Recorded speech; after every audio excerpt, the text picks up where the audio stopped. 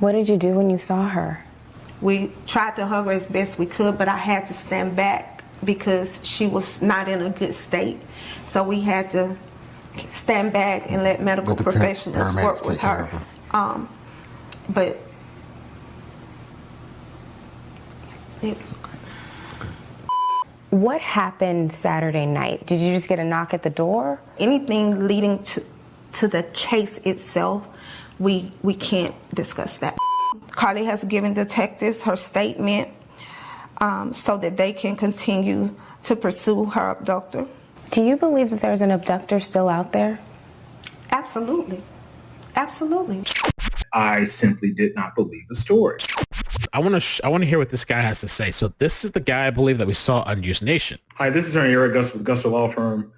We're going to discuss the Carlee Russell case. Many of you have seen my post I made this morning, and it definitely was very interesting. But I'm going to break down how I got there, what my analysis of this situation was, and the evidence that I saw that got me to the Thank you, Rabbit. I made. I fully understand the emotions a lot of people have. When you have a young lady who's missing for days, her family didn't know where she was, her friends did not know where she was, her coworkers, everybody who loved her was frantic. People who did not know her, including me, were frantic. Right. Thursday night, frantic. What do you mean some girl's missing? And that's the thing. We gotta try to like put it a little bit in perspective. I mean, if you're like me, maybe you're not in that state. I'm in Florida. For the people out there locally, I mean, these people really jumped in. People were worried, concerned. People went out there to help, organize, search. People, like he said in the News Nation clip, like his wife, I think he said his wife was like, they're all concerned about their safety. You know, people worried like, damn, there's somebody out there taking, kidnapping, and then also worried about Carlee, you know? What you mean a black girl is missing in Birmingham, Alabama, got snatched? It freaked me out. And I am very thankful that Carlee is safe. I am thankful that she's alive, and all of us who wanted her to be found safe are very thankful for that.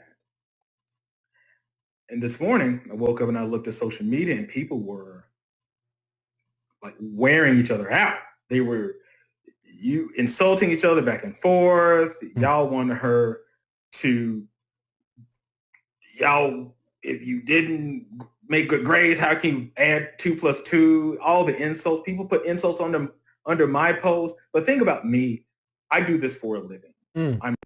People were like wearing each other out. They were insulting each other back and forth. Y'all wanted her to,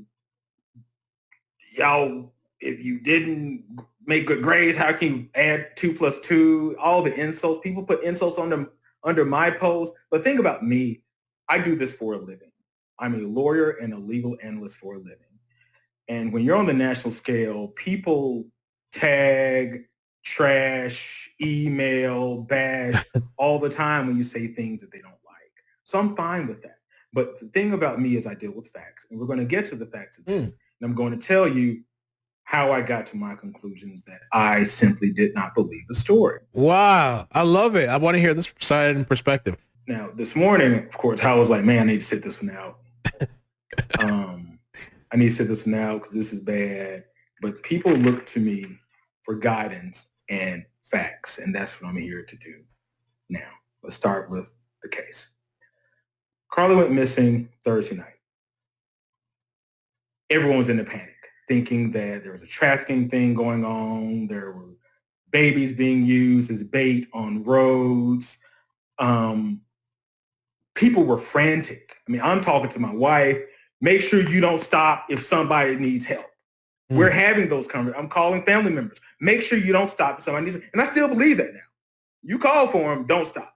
But what this case did was it played into the fears of everyone. A young, attractive woman is missing in the heart of Hoover, Alabama, in the heart of Jefferson County. That happened Thursday.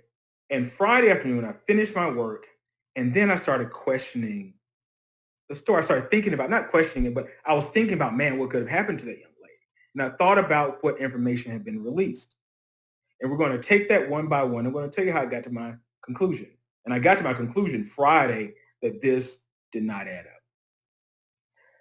I started questioning the story where it was stated that a baby was on I-459. A baby was on I-459, a toddler, and she stopped to help. And Saturday, everyone was in people's feeds. Y'all telling somebody not to stop, y'all need to stop, not to stop. And I was like, that story doesn't make sense.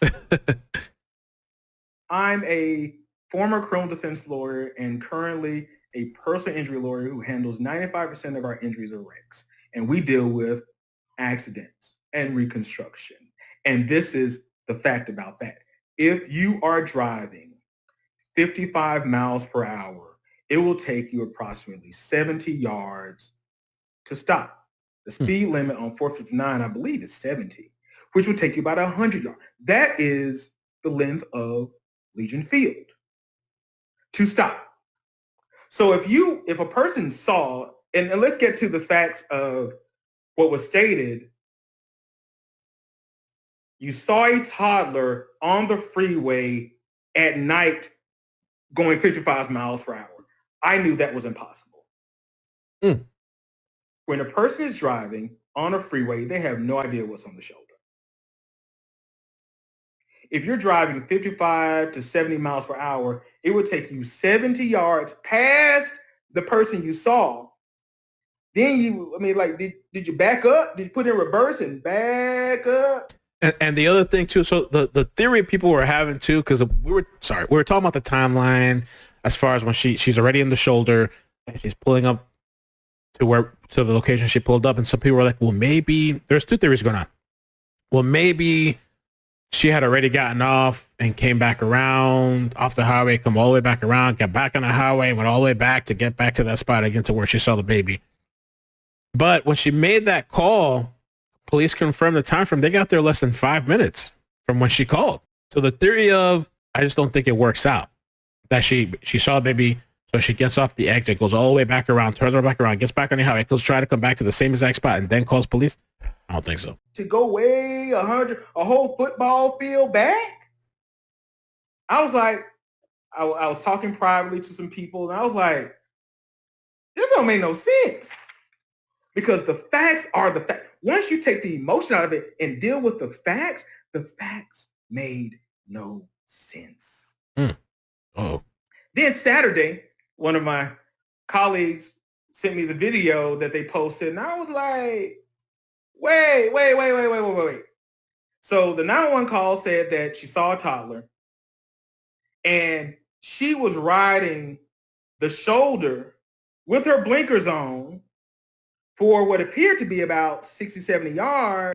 So cops said less than 5 minutes, but I think we got it down to like 3 minutes. Flossie says 3 minutes and 40 seconds, the longest time possible. She was not on the phone with someone. How? Because all we can go off of the 911 call. How did those things didn't add up? I saw a toddler and I stopped to aid this toddler. Then she's on the phone. She's riding down the shoulder on 459 with her blinkers on. And this is the best part of the video. Like, people were looking at all the shadows and ATVs. And all that people came out the woods. I forgot to. There's some people that thought they had seen like an ATV in the side. I remember the one caller too, where she was looking at the shadows on the signs. And it was like, oh, maybe that's a person, which I think people were saying with the height that wouldn't work out, but some people were saying it was. But I just didn't see anything as far as like that's another person there creeping up and running up to her. That's where you missed the point. The cars near her put on their brights and all of them slowed down. So, and that's what I saw in the video. I look for other cars because if someone's kidnapping you, they got to take your body away, because Hoover was there fast. Hoover was there fast. 4 minutes is a fast response. That is crazy. They were actually, I think, 3.5 minutes or so. Hoover was there for a very fast response time. And the things didn't add up. And when you're dealing with a case, all you can deal with are the facts that are presented. Right. And Friday, like the Friday afternoon, I was like, this don't make no sense. But this is the thing. I know people pay attention to what I write. And I was not going to write that I did not believe her at that time. I did a video. I need to find my video. I did a video of me Friday night talking about this case, but I said, I am not going to talk about it. See, this is me Friday night. Did he? The day is July 14th, Friday, July 14th, and yesterday, on the 13th, the young lady reported missing at the Gallery flyover. I did that for me. And I'm saying this just for my phone purposes. I would never do a Facebook Live about this, but this case seems so weird. I've shared it, and I hope that this is a hoax. But for someone to be driving 70 miles per hour on a freeway and see a baby at night, then stop, then somehow snatched and wig left behind, watch and phone left behind, it sounds so weird. I did that Friday night for my records but I did not put this out there because suppose I could be wrong. And I always, being a public figure, being someone who represents my community, I'm very, very, very, very careful about the things that I do, things that I say, and things that I write. In this year, if you look back on my Facebook page, I have been not active at all on social media this year. I made a vow, January 1st, I ain't going to be in no Facebook fights. I ain't got time for that. I'm doing what I do. All right. Now, let's get to the video. People put their brights on. Slow down. Nobody else called in about this baby. Nobody. No reports, because Hoover PD would have said by then there were multiple reports about a baby being found. And then today, you get to today about the press release. Hoover was very... I had this crazy thought. I know I shouldn't say it. I don't want to throw this guy was white. They'd probably be calling him racist or something just for even thinking this stuff. How dare you? Listen, she's found, or home, whatever. I don't know, however you think about it. She's safe now, so that's great. But yeah, people are wondering. It's weird. It is very, very weird. I don't believe the baby thing, and I personally don't think she was kidnapped. Could be wrong, but I don't think she was kidnapped. I don't know. But I definitely open to like maybe mental health or something. I mean, Hoover dropped that video and like, here y'all go, y'all figure it out yourselves. And in the press release today, it confirmed what I thought. Carlee's 911 call was the only call about a baby on the interstate, that she called and said it was a male on the interstate. How you know it's a male on the interstate if you drive 55 miles an hour on 459? Yeah, she said, I think it was white male and diapers, I think, right? Diaper was description. Which some people were like, well, she had to say baby because it was so descriptive too. Black Lake, thanks for the super chat. So if she's found to have staged this, should they push charges to include return of resource funds or let her slide? Oh, Lord. Black Lake, how you doing? Thank you for coming back. I don't know. I don't know if they can. I saw that question coming up, I think in Facebook or something. It would be interesting to get a legal person. I thought I saw something somewhere, somebody speak on it. She didn't say she was abducted. She didn't say she was kidnapped. That's what it seemed like, and that's what everybody thought. Police had to treat it like that. I mean, she just disappeared. I don't know if like maybe the 911 call, it depends on her state of mind, right? Like the 911 call. If it was a hoax, or if she knowingly lied, then that I would think they could get charged for like a false report to 911 or something like that. But if she has some sort of mental thing going on, then maybe not. I don't know. And police don't seem like they're in some kind of urgency or rush. They're just like, we're going to take our time, give the family some space, let them, get their footing and give her some time to recover. It doesn't seem like it's an urgent, like there's a danger to the public and like, it seems like they're investigating. We're going to take our time. We'll talk with the family. I'm glad they said it seems like they're going to do a presser. I'm so curious about a presser on what they're going to say or what they can say. I think this is something that's gotten so much attention that they're going to need to put something out, even if it's little, to put things to rest. How you know it's a boy? I walk with folks cheering. I don't know it's a boy or girl to say, hey, baby, really, really, really nice looking. You can't tell if a toddler is a boy or a girl. You don't know. And we're dealing with the facts, folks. And then they said the Apple Watch was in her purse. And I was like, wait. When they mentioned that the Apple Watch was left behind, I envisioned, oh my God, somebody taking me and my Apple Watch falls off. It was put in her purse. That's what you do when you don't want to be tracked. And all this happened at night. At night, folks. On one of the busiest interstates in the state of Alabama. Like we saw in the release video of the interstate, that I'm sure the people forget about video being everywhere. Mm-hmm. And video always tells the story. It's one of the most amazing things in litigation that you get. People come in, they tell all kind of lies, all kind of stories, stuff their mama gonna believe. That wasn't me robbing that bank, mama. Then I hold a video. Ain't this you? Well, yeah, maybe it was. That's the way it works. And when people tell these stories, they always get very elaborate. And that's one thing I've noticed. In my 22 years of practicing law, people are extremely elaborate with their story. They don't just say something happened, they go into all kind of details.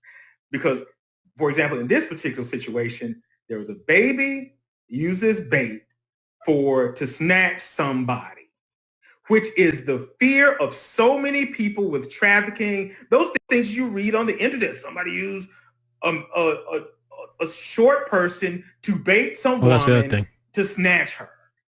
And that's what people use. And it scares the hell out of people. And what angers me about this is when this really happens to someone,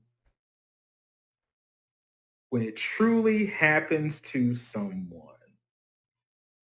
there's doubt in the minds of people who witness this. We already have a disproportionate unfairness when it comes to African-American women and children the efforts to locate them are already short. We already have a fight to make sure that Amber Alerts are issued properly when it comes to Black and brown people. We already have a fight for resources to make sure that things are investigated properly in Black and brown people. And when someone say something like this, it just doesn't make any sense. And it makes you upset because it just didn't make sense, y'all. It was not true. Period. And like I said, I knew this Friday. And didn't say anything. And that video came out. Ooh, I really, really knew this is not true. And press conference today, man, I don't know what's going to happen, but those resources that were expended, the time, and that angers people when they spend time on something that was not based in honesty. I'm still trying to hold out. I'm still holding out, but like I said, I've seen some local people very upset. I am overjoyed and ecstatic that her family got her back. I am thankful that those people who love her, who did not know where she was for 3 days, got her back. But when people have questions, they have the right to have questions. And this is a case definitely worth questioning. Got some questions in is she in legal trouble if she lied? Perhaps. I would think that if there was a mental episode or something associated with this, they may not go after her. That's exactly what I said. Yep. But like I said, I knew it was a lie from the jump. Hoover knowing Fridays by release. Exactly. Hoover was like, here you go. Hear that video. Y'all over here talking about Hoover ain't doing nothing. Here's a video. And they just dropped it on us. They just dropped it on us. And it's the facts are the facts. The facts are the facts. And those who come on my post insulting me, and I just deal with facts. The one thing about people and me and the things I talk about on social media, whether it's social media, Facebook Live, CNN, MSNBC, or whatever, typically I'm right. I've only been wrong Oh, Lord. on a case. Like making a statement like this, because I really, really, really think through the things that I write. Because if I'm not sure, I'm not going to write about it. It's interesting when I have Facebook friends say, Gus must not be sure because he didn't write about it. You're probably right because I'm not sure. But when I vet it well, I know. Yeah, sure tip. I told my wife about this. I could not remember whose post it was because you posted that you got pulled over 10. You said they need to be looking for Carlee. You said the police laughed so hard. I told Jamie about that. I said somebody got pulled over and they laughed hard. Yeah, she said that she got pulled over for a tent, and I told them they need to be looking for Carlee. The cops are laughing. Oh shit! They already knew.